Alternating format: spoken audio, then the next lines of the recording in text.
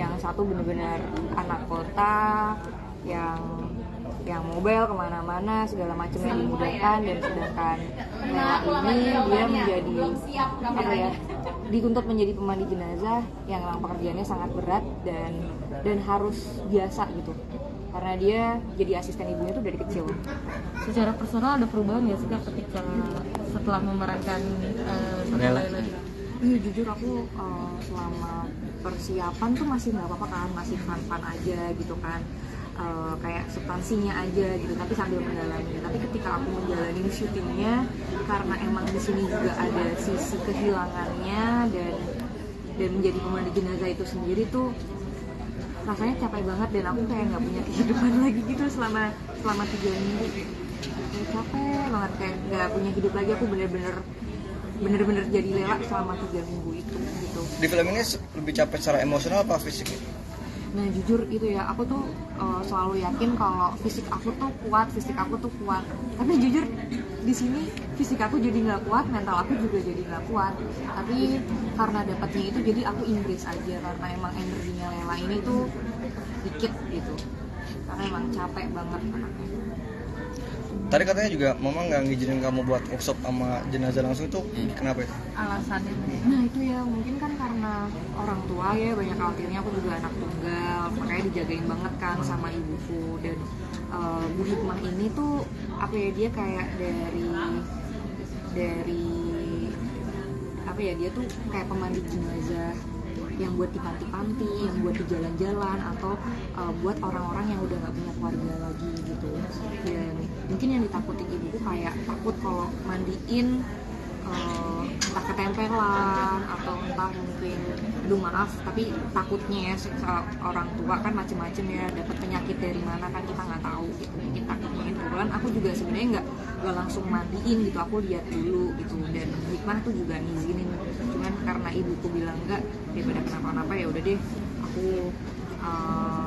aku nurut ibuku aja. Soalnya yang udah kalau aku nggak nurut pasti kejadian yang aneh-aneh. Contohnya apa? Contohnya tadi ya? Nggak nurut tadi. Contohnya Kejadiannya banyak lah, banku meletus, mobilnya nabrak, apa, dompetku hilang, banyak deh.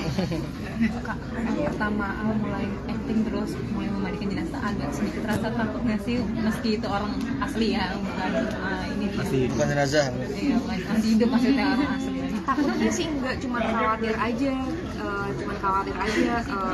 Misiku di sini gimana orang-orang percaya kalau aku adalah pemandi jenazah turun yang emang udah biasa mandi jenazah gitu sih. Gitu. Takutnya lebih ke situ malah gitu. Cuman kalau di lokasi ya sih aku juga jadi kayak hati-hati gitu, karena emang sensitif banget. Dari workshop aja udah ada yang aneh-aneh gitu. Jadi mungkin juga pikiran aku jadi aneh-aneh karena waktu workshop tuh udah aneh-aneh, jadi agak kesananya hati-hati. Cuman karena sering dipikirin, jadi sering takut sendiri gue. Tapi kamu tipe orang yang penakut atau berani sih Awalnya aku lebih ke berani, cuek gitu. Tapi setelah main di sini nggak tahu ya, aku kayak lebih sensitif gitu loh. Dan apa ya, balik lagi kayak dulu waktu kecil aku sering banget diliatin gitu, dan udah nggak pernah bisa lihat lagi itu karena didoain sama yang aku gitu. Nah kesini setelah proses mandiin jenazah dan entah apa tuh kayak ngundang, terus aku ngerasa jadi lebih sensitif juga gitu. Kayak recall masa lalu gitu nggak sih? apa? Recall masa lalu yang Recall masa lalu, dan ini bukan main-main, ini emang ada beneran gitu. Bisa dibilang ini proyek syuting kamu yang paling menakutkan secara mistis kah?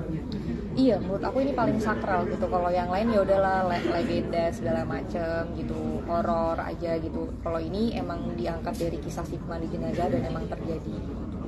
paling berefek dong untuk film horor dari sebelum-sebelumnya. Iya jujur capek banget ya berperan sebagai Lela ini gitu, paling efek banget. Dan sampai sekarang aku jadi kalem kabarnya karena meranin Lela. Biasanya energinya banyak, sekarang energinya cetek. Lepas karakternya susah nggak? Kenapa? Lepas karakter sama lepas emosi dari Lela itu susah nggak? Kalau ngelepas karakter jujur enggak, karena emang karena capek itu aku pengen kayak kalau udah ya udah gitu. Tapi aku jadi lebih tone down aja habis main di sini karena energinya low, aku jadi lebih anteng gitu, terus jadi lebih gampang capek gitu. Jadi penakut gitu. Kebawa tuh ada gitu, kebawanya ke sana. Kak kan sebelumnya sempat bilang kayaknya main horor terakhir deh yang di 2023 ya kalau nggak salah. Terus akhirnya mau memilih ini. Apa sih Kak yang spesial dari film ini sampai akhirnya mau nerima untuk bermain di Pemandi Jenazah? Maaf ya. Maaf ya Kak ya.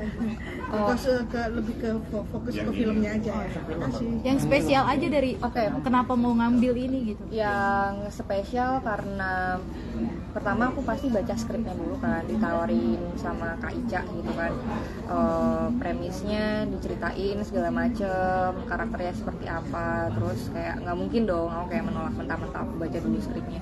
Dan jujur ini adalah skrip Mbak Lele yang paling bagus, kalian bisa buktiin nanti nonton, ini yang paling bagus, yang menurut aku nggak ada plot hole-nya, dan ceritanya nggak sekedar horor yang menakut-nakutin, tapi juga pesannya bagus karena balik lagi diingetin sebaik-baiknya pengingat itu adalah kematian gitu. Ceritanya bagus banget Mbak, dan ini adalah skrip yang nggak pernah bisa aku berhenti baca gitu, dan aku jadi kayak apa ya, obses banget untuk jadi Lela tuh di sini. Meski udah kelar syuting masih suka kebayang, jadi inget mati nggak sih kayak tiap mau tidur atau lagi sendiri gitu? Jadi pengingat aja sih kalau kita di sini nggak selamanya gitu, dan manusia tempatnya salah, tempatnya dosa, makanya kayak balik lagi aku juga jadi diingetin gitu. Pindah dulu ya belakang poster biar bagus. Aku juga